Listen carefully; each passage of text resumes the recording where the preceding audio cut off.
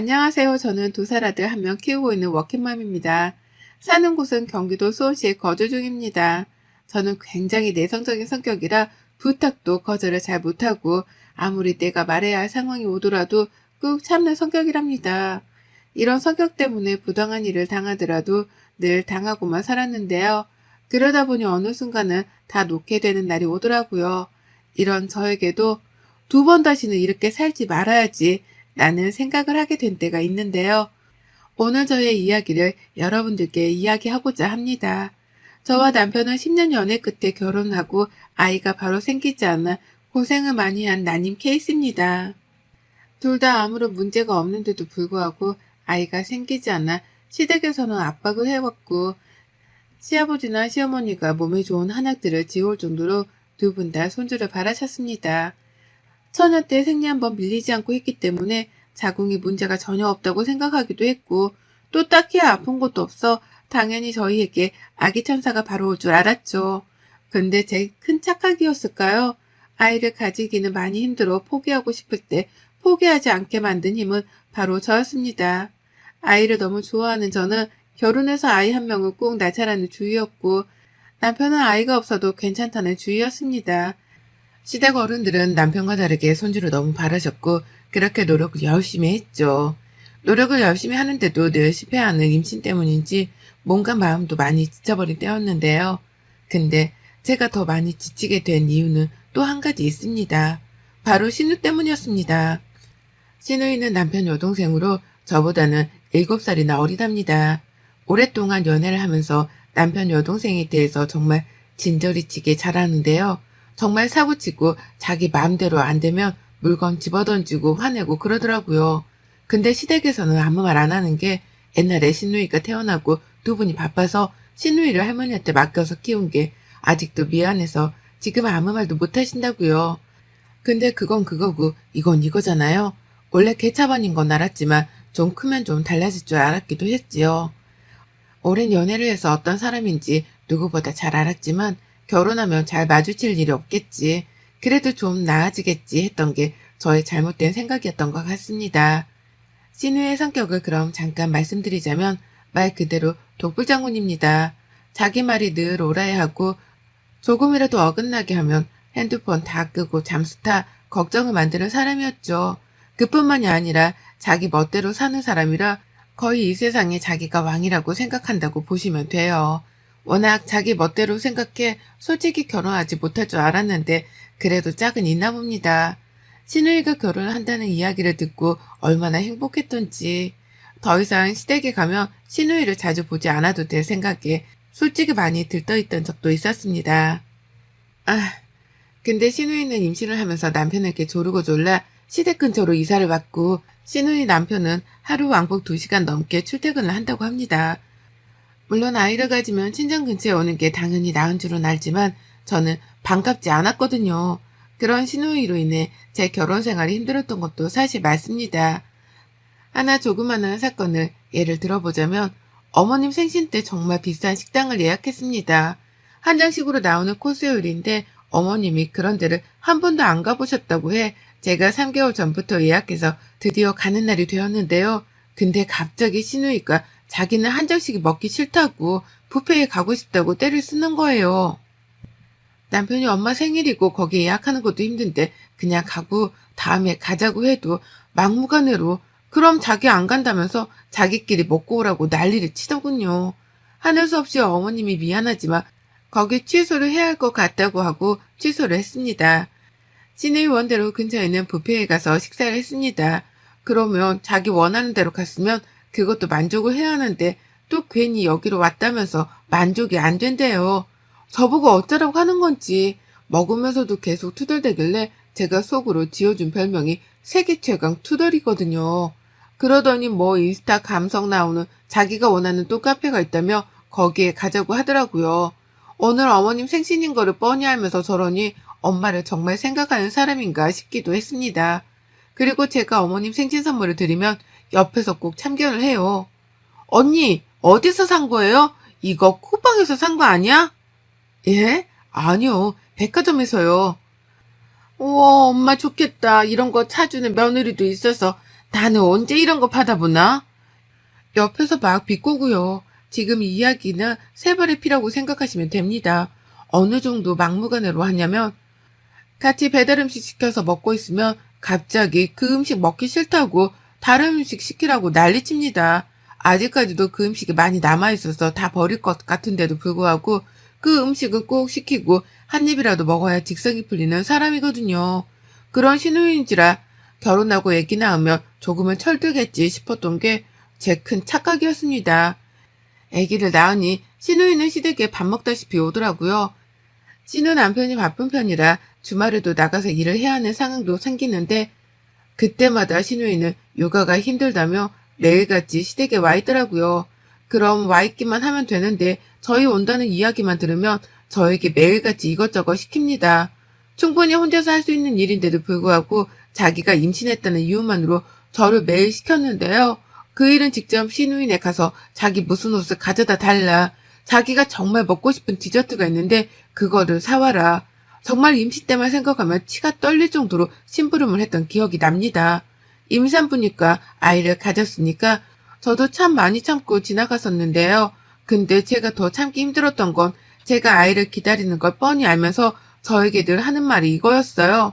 언니는 임신하지 마. 진짜 너무 힘들다. 너무 힘들어. 둘이 좋은데 뭐하러 애를 가져. 라면서 저를 볼 때마다 하는데 처음에는 저를 걱정해서 하는 말인가 싶어서 고마웠어요. 근데 계속 저 이야기를 하니 한 번은 나를 놀리는 건가? 임신을 못해서? 라는 생각이 들더군요. 그렇게 신우이가 출산을 하고 산후조리 2주에 산후도우미 2주에 심지어 시댁 2주로 총 6주로 넘게 조리를 하더라고요. 저는 가까이서 처음 보는 아기가 너무 예뻐서 신우이는 힘들었지만 조카는 너무 예뻐서 시댁에 매일 갔던 기억이 납니다. 그 뒤로 신우는 절대 임신은 안 한다더니 다시 연년생으로 둘째를 가지더라고요. 그렇게 신우이는 애가 둘인 엄마가 되고 저는 그때까지 한국 사회에서 난임부부로 살아갔습니다. 그럴 때마다 신우이는 그거 난임 치료하는 거 돈 많이 들지 않냐면서 그 돈으로 차라리 맛있는 거 사 먹으라고 나중에 때 되면 생기고 안 생기면 안 생기는 거지라고 하는데 왜 그렇게까지 저는 그 말도 서운했을까요? 신우이는 미웠지만 조카 둘은 참 너무나 예쁘더라고요. 태어난 순간부터 자라오는 순간에 봐서 그런가 내 아이 같고 너무 예뻤어요. 그래서 신우이한테 애기 봐줄 테니까 나갔다 오라고도 하고 힘들 때면 종종 이야기하라고도 하기도 했습니다. 출산 선물로는 현금이랑 선물 이렇게 챙겨드렸어요. 물론 두 번째 출산 선물로 가지고 싶은 게 있다고 해 열심히 챙겨드렸는데요. 근데 제가 너무 많이 챙겨준 탓이었을까요? 아이가 커가면서 필요한 것들이 생기면 자기가 사는 게 아니라 저한테도 이거 어때요? 언니가 사주면 안 돼요? 오빠 이거 사줘. 엄마 아빠 이거 사줘 등의 이야기가 많았습니다. 물론 저나 남편이나 맞벌이를 해서 그런 것들을 보면 사주기는 했지만 가끔은 조금씩 울컥해지기도 하더라고요. 우리는 아이가 한 명도 없는데 벌써 신우이는 둘째까지 있다고 하니 참 부러웠습니다. 근데 부러워만 했어야 했을까요? 신우의 자랑은 늘 끊임없이 지속되었습니다. 그러면서 늘 저에게 가지고 싶은 물건들이나 먹고 싶은 게 생기면 사진만 딸랑 보내곤 하더라고요. 몇 번 정도는 그냥 말없이 사서 보내기도 하고 직접 포장해서 주고 나름대로 숙모의 역할을 다했다고 생각했습니다. 그럴수록 신우이의 만행은 도를 지나치더군요. 임신도 자꾸 실패하고 신우이까지 그러니 한동안 우울증에 많이 힘들어했습니다. 그리고 드디어 제가 그렇게 바라고 바라던 아기 천사가 저희를 찾아왔습니다. 병원에서 임신을 확인받았을 때 정말 세상을 다 가진 것 같았죠. 신우이도 당연히 가족이니까 축하해 줄 줄 알았는데 처음에는 축하하더니 나중에 결국에는 본색을 드러내더군요. 입덧이 초반에 너무 심한 편이라 제대로 잘 먹지를 못해서 오히려 살이 빠졌거든요. 근데 제가 딱 먹을 수 있는 것만 괜찮아서 그것만 먹곤 했거든요. 신우이가 근데 갑자기 그 음식이 먹기 싫었던 것 같아요. 저보고 언니 너무 유난 아니에요? 아무리 입덧이 심해도 그렇지. 나 그거 정말 먹기 싫은데. 라고 하니 남편이 옆에서 막 뭐라고 하더라고요. 너 임신 때를 생각해보라면서 하니까 신우이는 또 씩씩대더니 독불장구 같은 성격이 나와서 자기 집에 가겠다고 하더라고요. 남편이 그만 좀 오고 빨리 가라고 하니 울면서 자기 집으로 가는 걸 보며 솔직히 뭔가 통쾌하긴 했어요. 우리 신우이 임신했을 때 진짜 말도 못했어요. 매일같이 자기 먹고 싶은 거 안 먹으면 삐지기 일쑤였고, 당연히 그땐 임신했으니까 신우이 위주로 외식도 하고 그랬거든요. 그때마다 저에게 했던 말이 뭔지 아세요?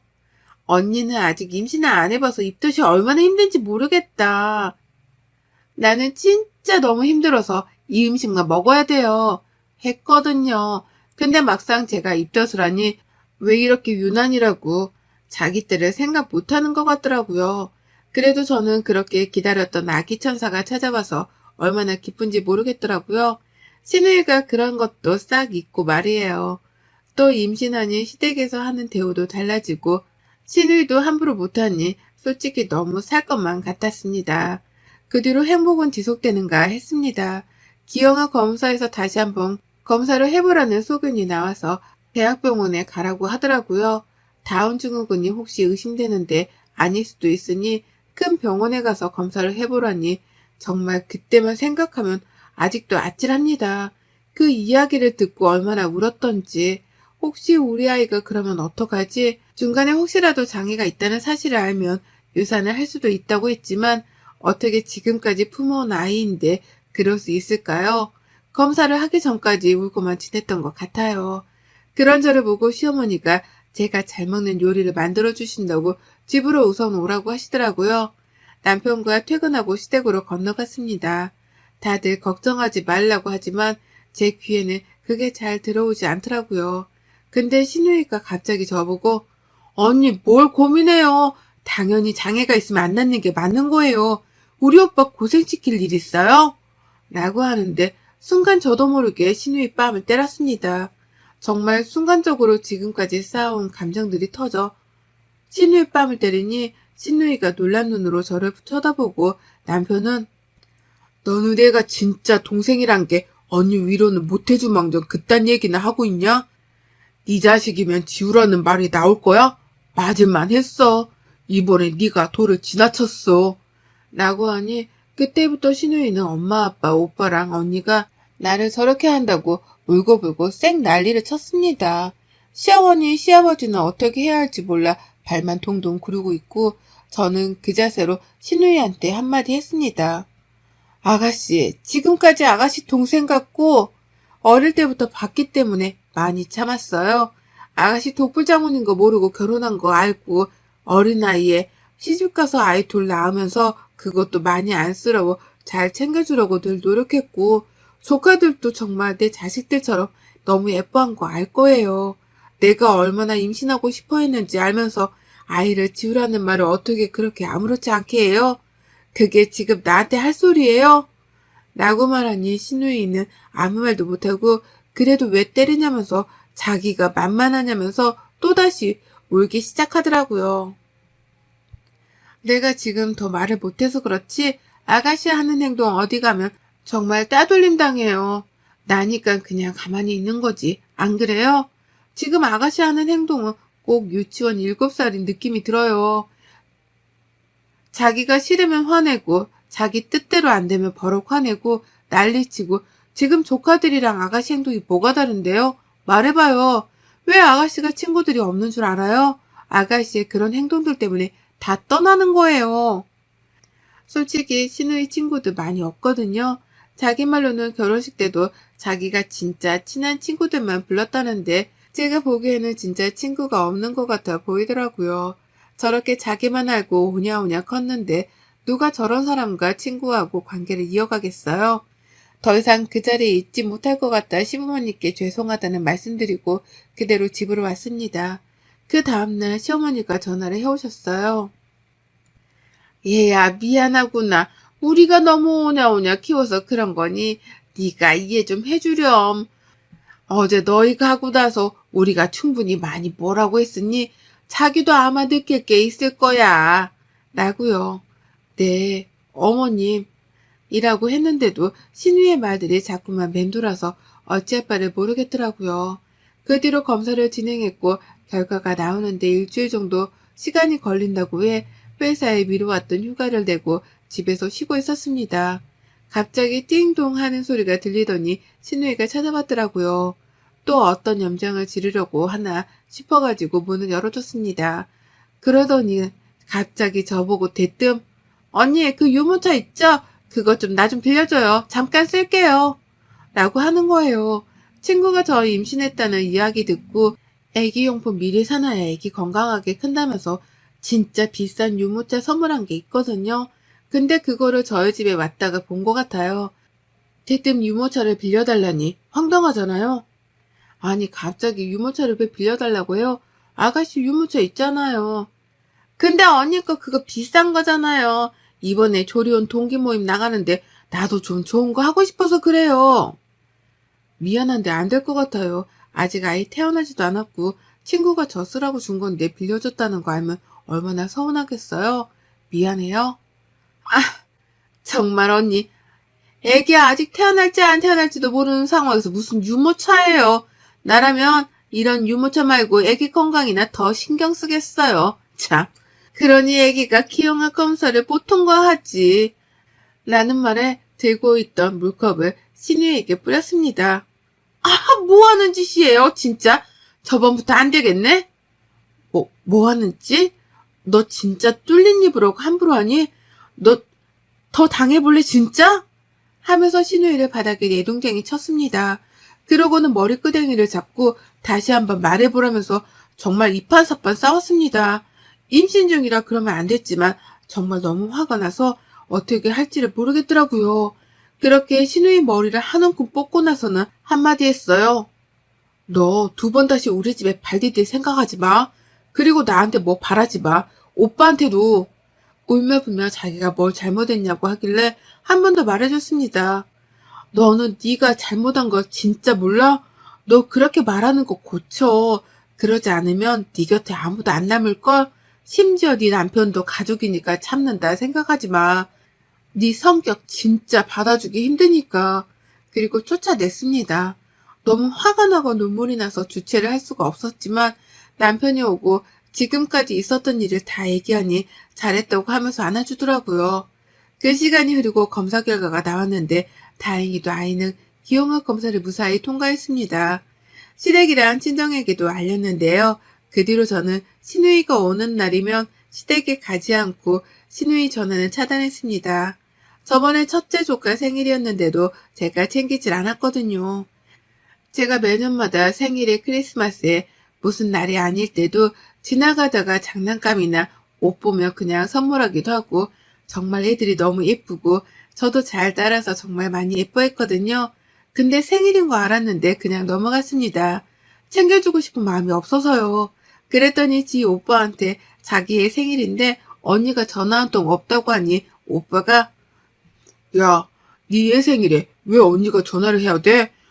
무슨 네가 왕이냐? 헛소리 할 거면 끊어. 나도 차단하기 전에. 라고 했더니 또 엄마 아빠한테 일렀더라고요. 어머님 아버님도 시누이 그런 행동에 너무 화가 나서 그런지 왜 굳이 챙겨야 하냐면서 그냥 너희 가족끼리 보내라고 했다고요. 그 뒤로도 시누이는 계속 제 뒷얘기를 하고 오빠한테도 전화로 새언니가 너무하다고 하는 것 같은데 남편이 그럴수록 차단한다고 전화하지 말라고 했다더라고요. 그 뒤로 저는 무사히 건강한 아이를 출산을 했고 병원에 다행히도 코로나라 면회가 금지돼서 시누이는 오지 못했습니다. 그렇게 육아를 본격적으로 시작했고 오히려 시누이가 저랑 연락을 안 하니 불편한 점이 한둘이 아니었는지 먼저 연락이 오더라고요. 일주일 내내 연락을 하는데 저는 받지 않았습니다. 그랬더니 시어머니가 전화를 해오셨네요. 시누이가 얘기를 하고 싶어 한다고 사과하려고 하는 것 같은데 한번 이야기해보면 어떻겠냐고 그러더라고요. 처음에는 내키지 않았지만 계속 피할 수는 없었기에 아기를 재워놓고 시누이의 전화를 받았습니다. 울며 자기가 잘못했다고 미안하다고 다시는 안 그러겠다고 하더군요. 그래서 제가 딱 말했습니다. 용서가 되지 않는다고요. 하니 자기가 어떻게 하면 되겠냐고 하길래 두 번 다시 말을 함부로 하지 말라고 또 함부로 말을 한다면 그때는 정말 지금보다 더 심하게 대할 거라고 했죠. 알겠다고 하길래 그때부터 시누이가 조심하는 모습을 보이기 시작했네요. 다행히도요.